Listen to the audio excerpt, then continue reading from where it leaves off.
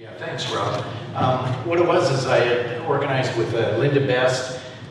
She was helping me out here at the last minute to do some stuff. So I had mentioned to Linda that what I would do is just make a couple opening comments about the Nova Scotia program. And then Linda is going to fill that out with some more recent statistics and some of the operational specifics. I also want to be clear in that what I'm actually showing you is some slides that were prepared for us for a fellow by the name of Chris Payne, who was working for the Nova Scotia government. Chris came out last year in May and made a presentation to us on the Nova Scotia program. So I'm just going to show you a couple of his slides, and at the very end you'll be able to see a couple internet links where you can go and see his full presentation and also a video of his presentation. So like I say, after this, the next speaker will be talking about the Nova Scotia CDIF program, Community Economic Development Investment Fund program. The key thing to sort of understand about this program is it was created to create a mechanism, as we've heard already from one of the speakers, to reinvest money in the local communities. And I think as Linda's going to talk and Rankin later on this evening, I know from talking to both of them, they were saying they believe this is an absolutely critical tool to help with rural economic revitalization.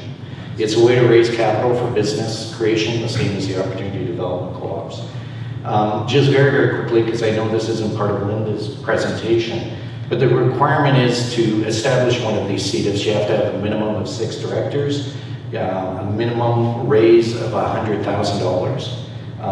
But the average amount raised by these organizations is actually in the $500,000 range. And you do have to go through, there's a simplified process, but it's going through the Nova Scotia Securities Commission. The program itself was created in 1993. The first offering, it actually took quite a few years, 6 years before they did the first offering. It's pre-approved so that people can transfer money from their RSPs into these CDIF funds, which is a really key thing that you're going to hear a bit more about. But one of the key things, again, that isn't in Linda's presentation that I just wanted to highlight for you that is different than the Opportunity Development Co-op that you're going to hear about, is in the Nova Scotia model, there is a tax credit associated to investments in these funds.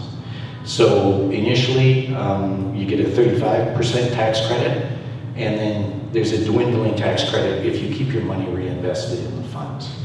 So, and like I say, I won't go into the specifics on the numbers because Linda has that. In terms of why to start a CDIF, I just want to reinforce that we've heard from Brian talk about on the American model. It has a new name, it used to be New Markets Tax Credit, now it's something else. But certainly they've used it a lot in the United States, and it's been critical. And as you heard Brian say, they found consistently that access to capital is a problem for rural business expansion and for rural succession planning. We found the same thing here. So what we've been really pushing as far as SIBAC, as Rob mentioned, was saying that we think we need a BC equivalent to this type of program in BC because of the tax credit and the advantage, as well as the Opportunity Development Co-op.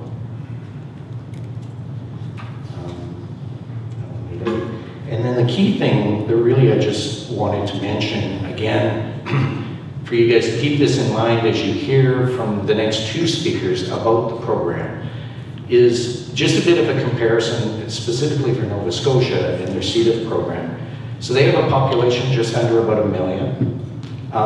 In 2013, of that 1 million population, about 122,000 put money into their RSPs. And the total RSP contribution in just that 1 year alone was 710 million. So to compare that to BC, we've got a population of about 4.5 million. We've had about 730,000 plus people contributing. In 2013, BC people contributed 4.7 billion in 1 year into our RSPs. So when you hear the numbers that Linda's going to mention after Rob introduces her, I just want you to keep in mind of the potential of what we might be able to do in BC. And then lastly, for those that did want to hear and learn more about the CDIF program, I just wanted to flag that if you go to the SIBAC website and you go to the Rural Investment tab, you will see 2 links. One of them is will take you to the full PowerPoint, of which I've only showed you a few slides. And the second link is going to take you to a videotape, a YouTube videotape of Chris actually presenting at Christina Lake, where we held one of the workshops on this issue. And it takes about 45 minutes to watch it, but it's well worth watching. So, just want to do that.